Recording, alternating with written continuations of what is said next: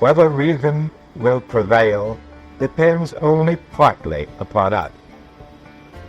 We must hope and strive for the best. We must prepare for the worst. Thanks for joining Clearer Than Truth. The war in Ukraine continues to define the global news cycle, with new diplomatic efforts and tactical developments emerging daily.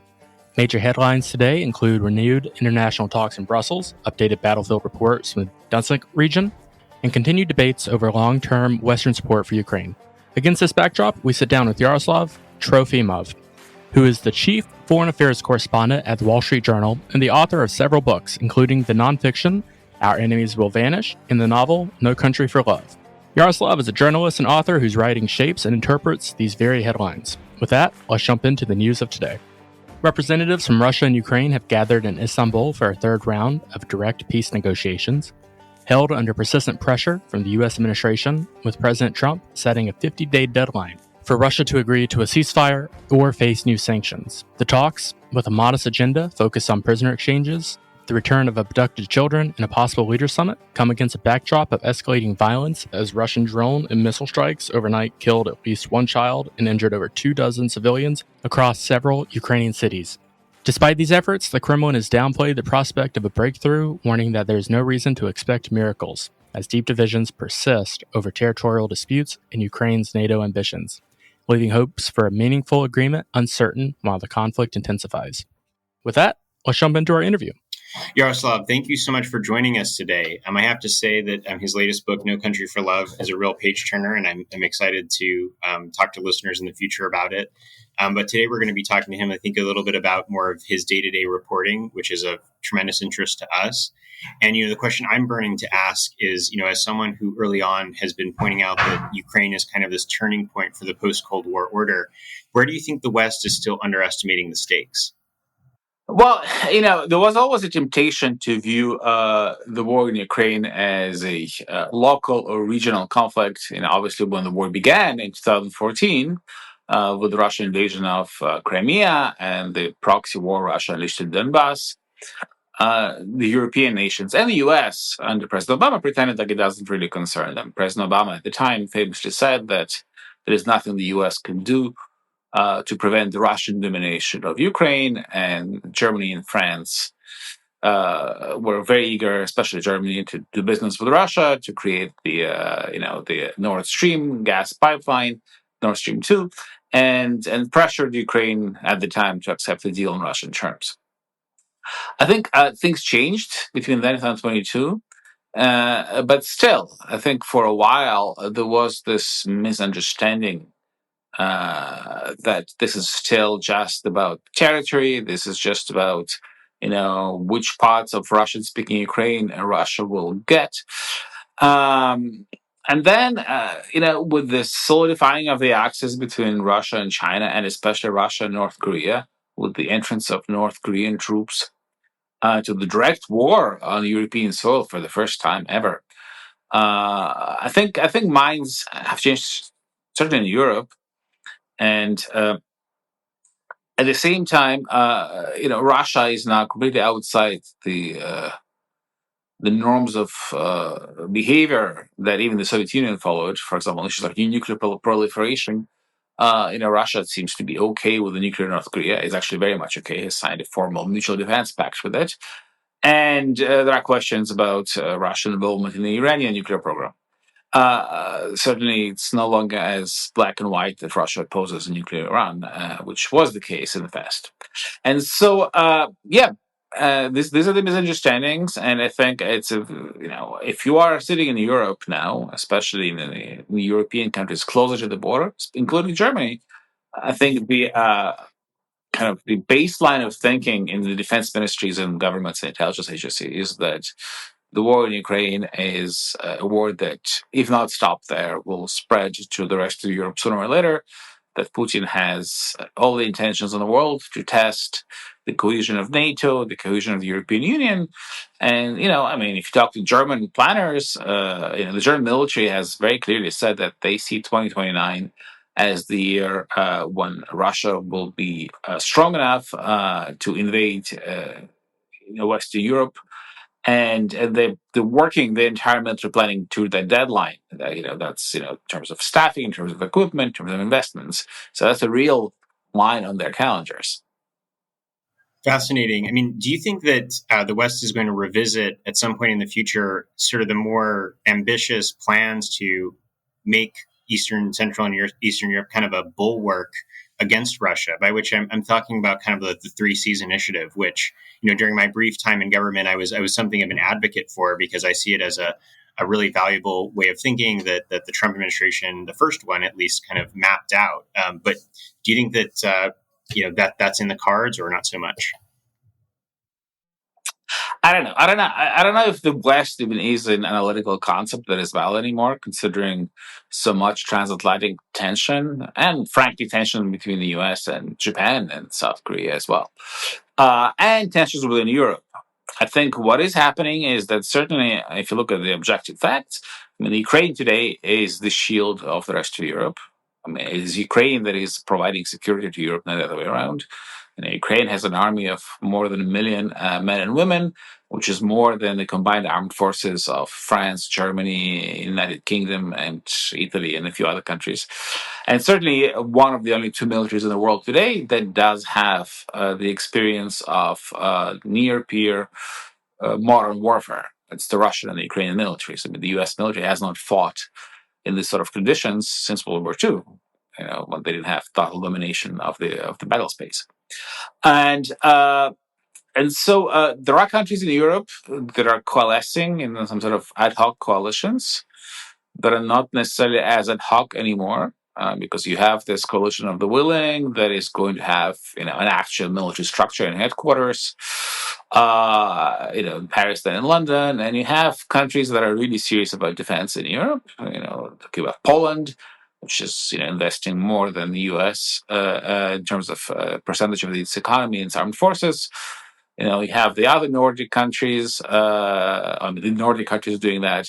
The Baltic states obviously are quite small, so that's not going to tip the balance. And you have Germany. Germany under Chancellor Merz changed the constitution to remove the debt limits, and is really plowing ahead with massive defense spending. And then, obviously, you also have France and the UK, the two nuclear powers in Europe, that are moving, pretty rapidly, considering, the usual speed of movement in the nuclear sphere, towards coordinating their nuclear forces. And, in this latest declaration, just a few weeks ago, they basically came pretty close to saying that they will also provide a nuclear umbrella to the rest of Europe as a backstop. Should the U.S. not be delivering on its pledges, so creating another level of deterrence when it comes to potential aggressors in Moscow. So I see moves, but these moves are not in the framework necessarily of existing structures, because obviously, in the European Union and in NATO, you have countries like Hungary, you have a country like now Slovakia that are not on the same page at all, and is actually probably siding more with Russia than with Ukraine as for. And in NATO, obviously, you have Turkey that is, taking it's a major member, but it's taking a very ambiguous position. It did not join the sanctions against Russia, and it still serves as a major conduit for all sorts of illicit trade, including components for the Russian defense industries. You've argued that the war in Ukraine is a turning point for the post-Cold War order. Where do you think the West is in understanding the stakes of the conflict? I think the West, parts of the West, especially in Europe, are certainly much further ahead in this than they were in the beginning.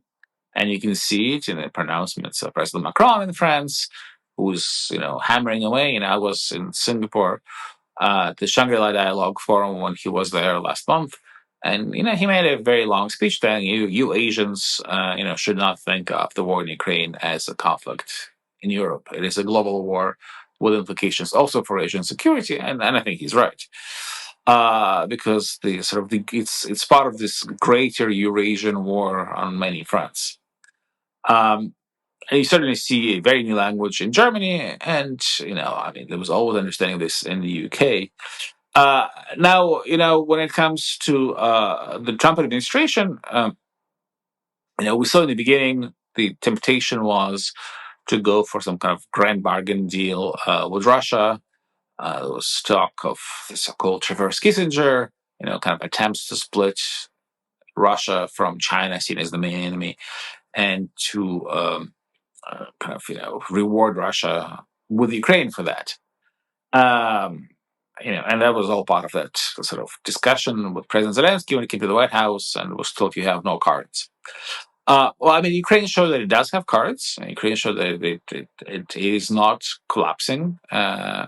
And it's certainly that incident showed that the Europeans are not going to follow in that policy. So the result of that attempt to reverse Kissinger was a split in the West, not a split between Russia and China. And I think that's one of the reasons why President Trump is, backpedaling on this. We saw President Trump at the Hague NATO summit last month, reaffirming U.S. commitment to Article 5, reassuring European leaders about American commitment to defend Europe, and very importantly, having what he said his best meeting ever, with President Zelensky, and overruling, the Department of Defense essentially, and ordering the resumption of arms to Ukraine, including the badly needed Patriot missile defense systems.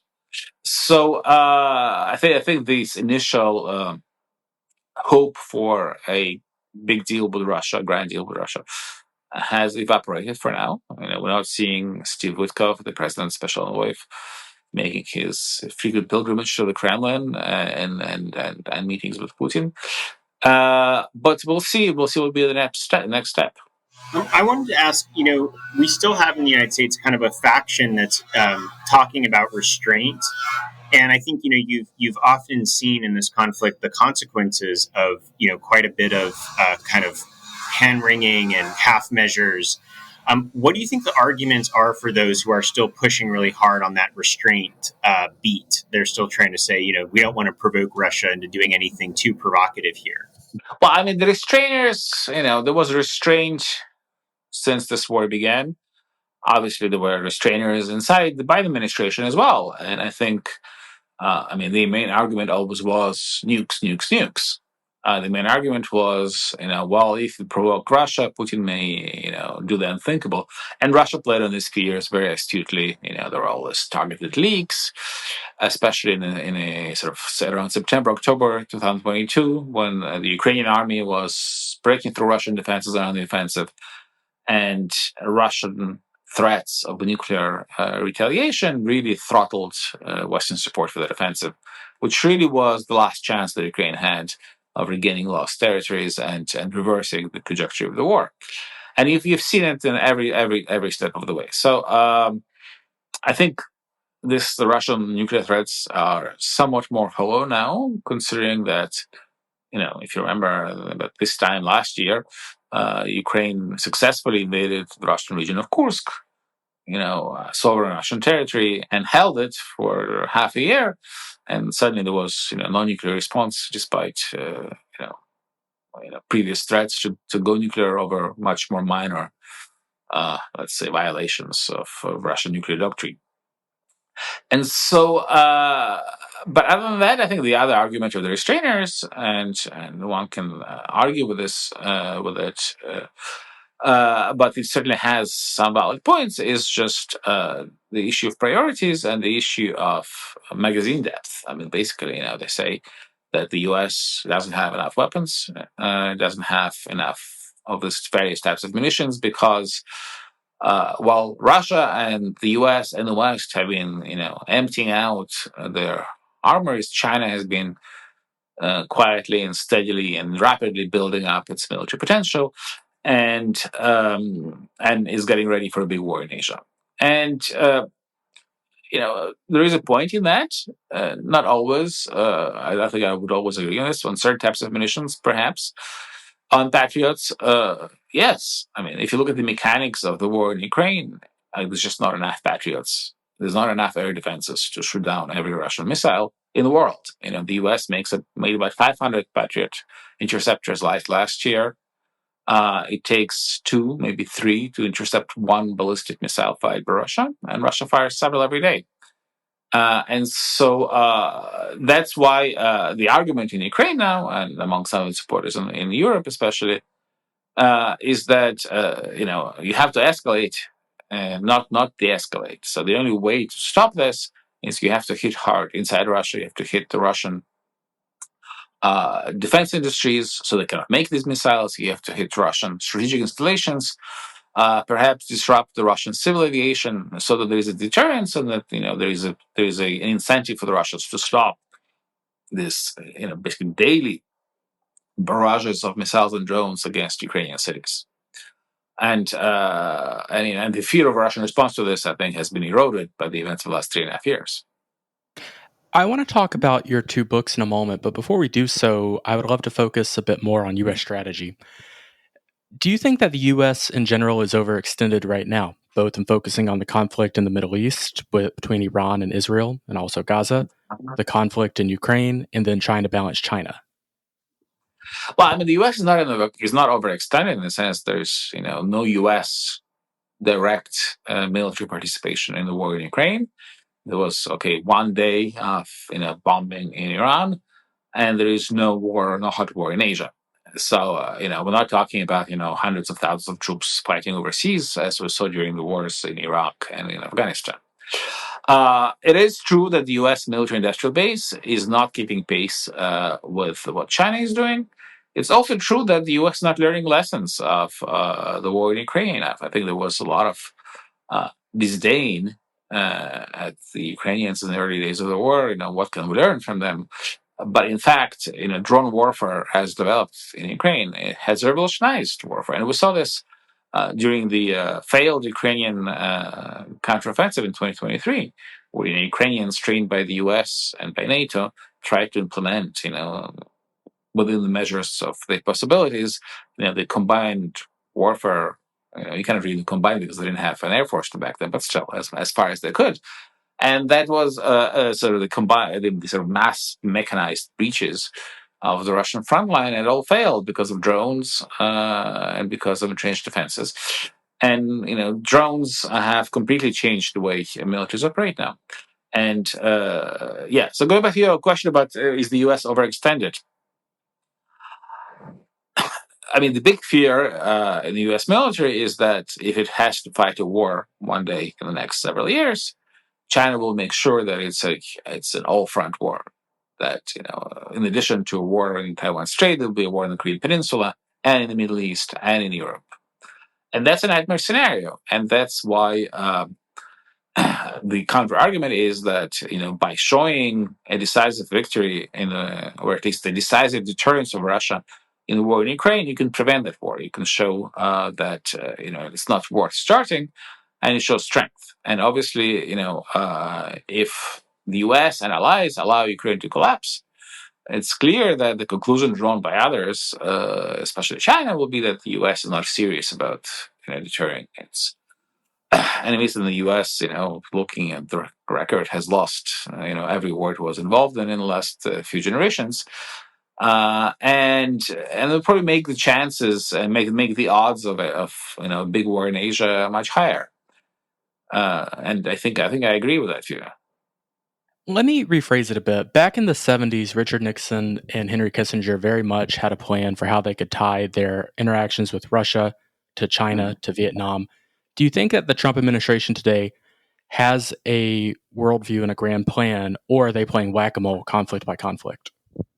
Yeah, I don't think there is a single view in the Trump administration. I think there are different camps that have different policies, and we saw it with the Israeli campaign against Iran. How we went from Secretary of State Marco Rubio saying "I have nothing to do with this" to several hours later, President Trump embracing that war. Just a few days after, actually, a lot of Iran hawks were purged from the administration. I think there's clearly a significant administration that focuses on China, doesn't see the world beyond China. And the argument there, it's the argument that people like British Colby have made publicly before going into government, was that governments in Asia do not care how much we spend in Ukraine when it is Ukraine. The only thing they care about is what sort of resources we have in Asia to help them, if the time comes. I think the issue with this is that it ignores factors such as, for example, what will people in Asia will think, what will, how much trust will they have in the next U.S. administration, in the U.S. administration doing something for them when that hour comes? Because if I'm sitting in Taiwan and I'm really squeezed by China 2-3 years from now, maybe and some hybrid measures short of a blockade, and I have to make a choice: do I resist believing in American support, or do I fold and surrender? What happened in Ukraine will factor in that decision. I mean, same goes for Japan. Same goes for South Korea. I mean, do they trust their alliance with the U.S., or do they start hedging and doing other things, such as, for example, going nuclear in South Korea's case? And by going nuclear, obviously, no longer having to follow U.S. policies to a degree that they're following now. So there are huge risks in this, in looking at one theater at a time when the world is so integrated, and when the rivals of the U.S., especially the main ones, Russia and China, have shown no signs of having a split, which is very different from the Kissinger time, because when Nixon and Kissinger went to China, there was already a sign of Soviet split on very major ideological grounds, which they exploited. Right. You alluded to it earlier, how the U.S. very much would like a split between Russia and China. Do you see any world where that happens in the foreseeable future? No, I don't see a world in which it happens, at least not as long as President Putin is alive. I mean, it could happen if Russia becomes a democracy one day. I think, first of all, if you are sitting in the Kremlin and you're thinking, okay, well, yes, I will abandon my strategic partner, China, of whom I'm very much afraid, because my entire population east of the Urals is smaller than one big Chinese city, and on whom I depend utterly for everything right now. 90% of my inputs for the military industries come from China. I'm linked to the world financial system through China. I'm basically going to go broke without China.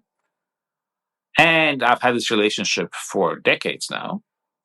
And so, yes, I suddenly abandon them because President Trump wants me to. And then what's the guarantee that the next person in the White House will not change policy in 3 years? Because I know that, Xi Jinping will be there for a while, and whoever comes after him will pursue the same policy. So I think if you are also ideologically opposed to the West, as he is, there's nowhere to go for them except China. And, China, when it split from the Soviet Union in the 70s, was a rising power with a giant potential that had a separate future. Russia today is a country that is shrinking demographically, shrinking economically. It doesn't have a great future. And so it's just managing its decline.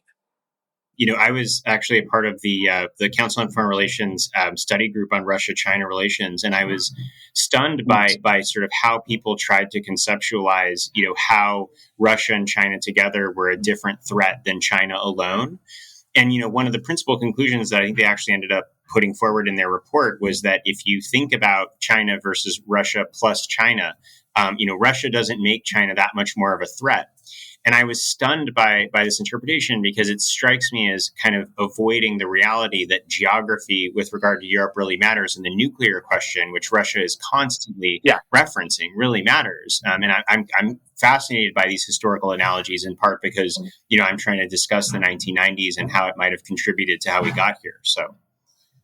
I think the Chinese Foreign Minister Wang Yi the other day very clearly explained this. When he met with the European Union officials in Brussels, he said that we are supporting Russia in supporting Ukraine. Will not Russia lose the war? Because the moment you're done there, you, the West, will turn against China.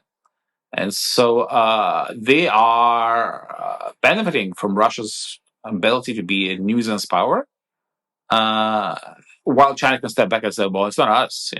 We are good members of the international community. We're not giving them weapons. But they are the direct beneficiaries of this war. Because, as I said earlier, this depletes the military capacity of the West and also of Russia, which is frankly not always necessarily going to be their friend. I mean, I don't think China wants a strong Russia. And right now, China is not talking about the territories it lost to Russia, but it's also a fact that if you scratch a little bit deeper, people in China will tell you that out of all the humiliating imperialist treaties imposed on China by colonial powers in the 19th century, and only the ones that are still standing and the ones that conferred vast tracts of Siberia to Russia. I would love to talk about your recent two books, one nonfiction, one historical fiction. Starting with Our Enemies Will Vanish, which is really quite wonderful. You're Ukrainian, but detail some of the encounters you had in the book that illustrate the current conflict for our listeners. Yeah, well, I mean, the book is really a history of the decisive, first year and a half of the war. Because if you look at the front lines today, they diverge very little from what they were by the time the book was finished. We had a lot of losses in the past, 2 years, but Russians gained very little for these losses. And so the book starts on the the day before the full-scale invasion began. And I really tried to go to the front lines and describe as much as I can every pivot in the conflict. The battle for Kyiv, when Kyiv was almost overrun in the beginning, the liberation of Kharkiv province and of Kherson, the siege of Mariupol, which was the most tragic element of the war, where Russia really had unfettered use of air power to pulverize the city. And we still don't have a full account of what happened there. And it really is a sort of an eyewitness account of the conflict.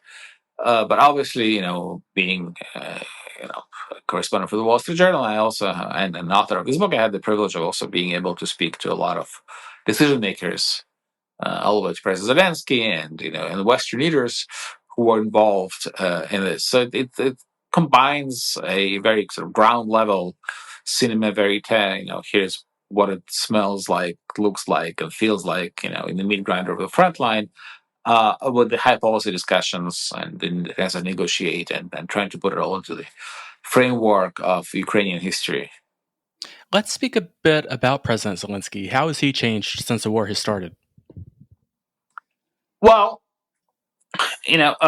first of all, Ukrainians are not fighting for President Zelensky. I think it's very important to notice because, President Zelensky became associated with the war and with the Ukraine, for better or worse, in the minds of a lot of people in the West because, to be frank, a lot of people in the West have never met a Ukrainian before this war started, or at least never spoke to the Ukrainians. So he's the face of Ukraine for them.